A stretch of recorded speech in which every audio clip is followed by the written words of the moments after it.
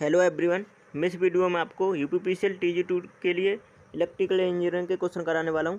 तो ये वीडियो आपके लिए इम्पोर्टेंट होने वाली है, तो वीडियो को पूरा देखिएगा। अगर आप हमारे चैनल पर नए हैं तो चैनल को सब्सक्राइब कर लें और वीडियो को लाइक कर दें।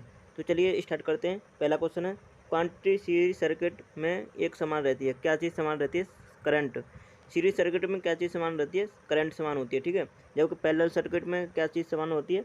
वोल्टेज समान होता है पैरेलल सर्किट में। विशिष्ट प्रतिरोध स्पेसिफिक रेजिस्टेंस को मापा जाता है, किस में मापा जाता है? तो इसे मापा जाता है ओम मीटर में, ठीक है। ओम मीटर में मापा जाता है। वह पदार्थ जिसका सबसे कम विशिष्ट प्रतिरोध होता है। स्पेसिफिक रेजिस्टेंस सबसे कम किसका होता है? सिल्वर का, ठीक है। सिल्वर का सबसे कम होता है। सर्किट एक्टिव एलिमेंट है, कौन सा सर्किट एक्टिव एलिमेंट है? करंट सोर्स और वोल्टेज सोर्स, ये दोनों एक्टिव एलिमेंट हैं।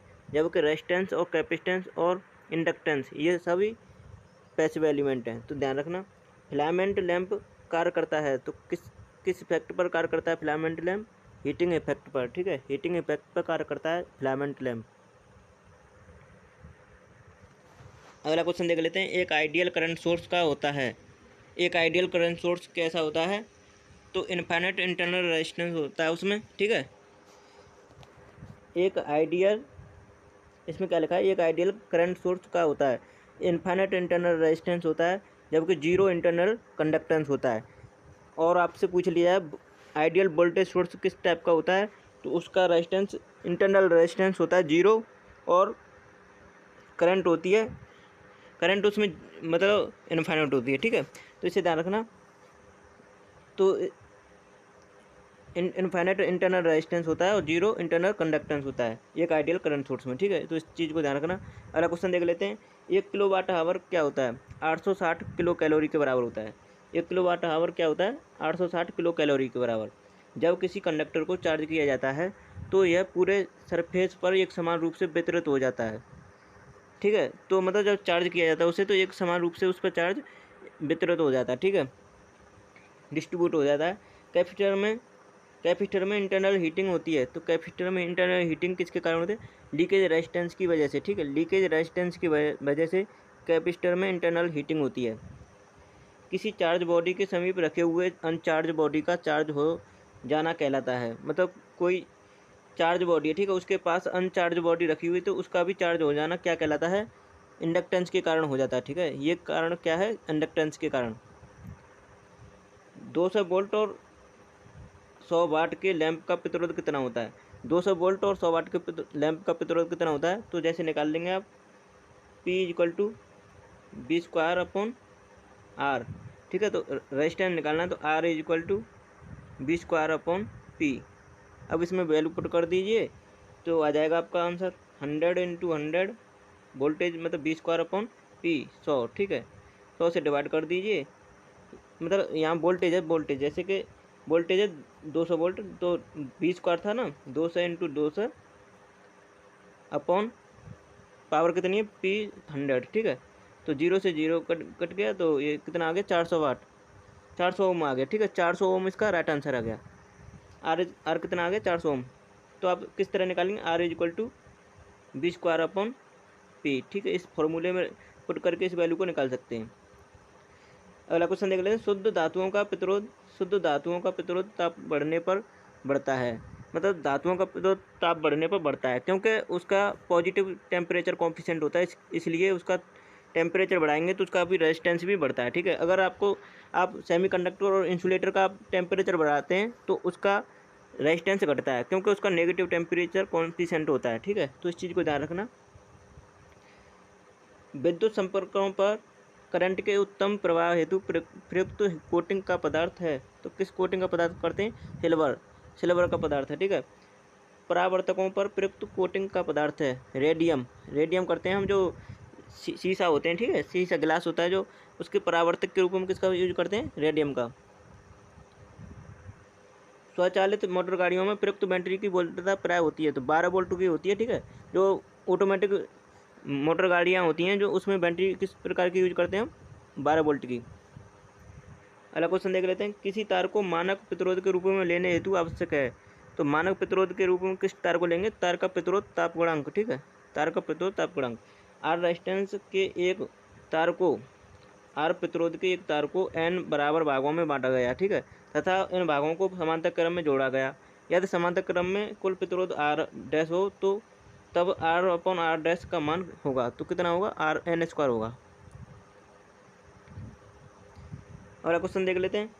कंडक्टर में करंट का भाव होता है। कंडक्टर में करंट का भाव किसके कारण होता है? इलेक्ट्रॉन की वजह से, ठीक है। इलेक्ट्रॉन की वजह से कंडक्टर में करंट का भाव होता है, फ्लो होता है करंट का, ठीक है। स्थिर वोल्टता सोर्स की मुख्य विशेषता है। कांस्टेंट वोल्टेज सोर्स की मुख्य विशेषता क्या है? निम्न आंतरिक प्रतिरोध होता है, जबकि, ठीक है, निम्न आंतरिक प्रतिरोध होता है उसका, इंटरनल रेजिस्टेंस 0 होता है, ठीक है। एक पूर्ण चालक है। एक पूर्ण चालक क्या है? प्रतिरोध शून्य होना चाहिए। एक पूर्ण चालक में प्रतिरोध शून्य होना चाहिए, ठीक है, उसकी कंडीशन ये होनी चाहिए। ओम का नियम संबंध देता है। ओम का नियम किसके बीच संबंध देता है? रिलेशन चालक में प्रवाहित करंट तथा पार्श्व में विभवांतर में, ठीक है। ओम का नियम क्या संबंध दर्शाता है? चालक में प्रवाहित करंट तथा उसके शीर्ष पर, मतलब एंड पर लगाए गए विभवांतर में, ठीक है, पार्श्व विभवांतर में। 3 समान प्रतिरोध सीरीज, समांतर तथा मिश्रित क्रम में संयोजित किए जा सकते हैं। तो कितने प्रकार से किए जा सकते हैं? 4 प्रकार से, ठीक है, 4 प्रकार से ये क्वेश्चन आता है।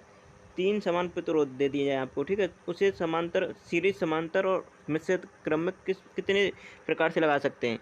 तो 4 प्रकार से लगा सकते हैं। अगला क्वेश्चन देख लेते हैं। प्रतिरोध R के एक तार को उस समय तक खींचा गया जब तक इसकी त्रिज्या आधी न रह गई। खींचे हुए तार का प्रतिरोध कितना होगा? तो खींचे हुए तार का प्रतिरोध कितना होगा? क्योंकि आपको पता होगा, जब हम किसी तार को खींचते हैं तो उसका, जब खींचेंगे तो उसकी लंबाई, मान लो डबल खींचा, ठीक है, तो उसकी लंबाई, उसकी जो रेडियस है उसकी आधी हो जाएगी, ठीक है, आधी हो जाएगी, तो उसका मतलब क्षेत्रफल भी आधा हो जाएगा, ठीक है। तो उस तरह से निकाल लेंगे हम। जैसे हमारा फॉर्मूला होता है एक R=ρL/A, ठीक है। अगर हम इसकी लंबाई को डबल करते हैं, ठीक है, तो 2L हो गया, और नीचे क्या हो गया, ये 1/2 रेडियस है, तो स्क्वायर हो जाएगा, क्योंकि एरिया है πr²।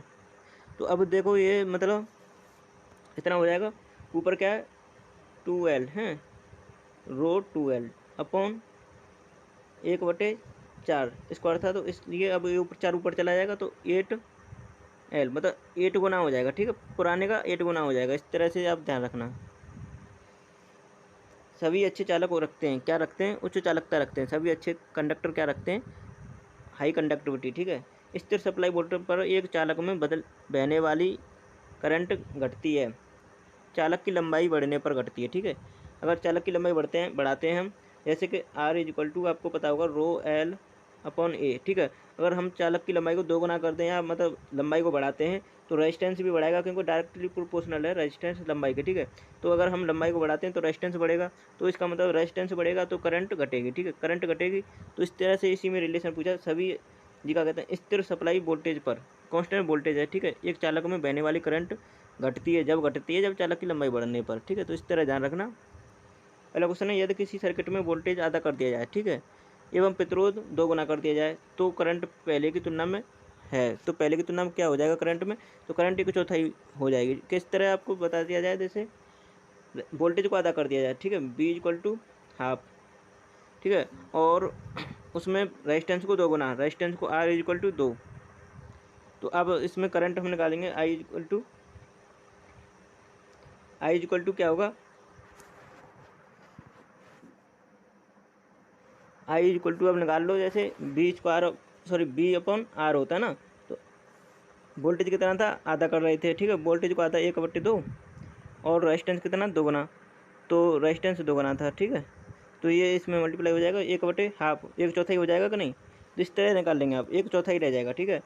तो आपको हमारी वीडियो पसंद आई हो तो प्लीज़ वीडियो को लाइक कर दें, प्लीज़, और चैनल को सब्सक्राइब कर लें, जिससे हमारी कोई भी वीडियो आती है तो आपको प्राप्त हो सके, ठीक है। तो चलिए वीडियो को यहीं समाप्त करते हैं। Thanks for watching my video.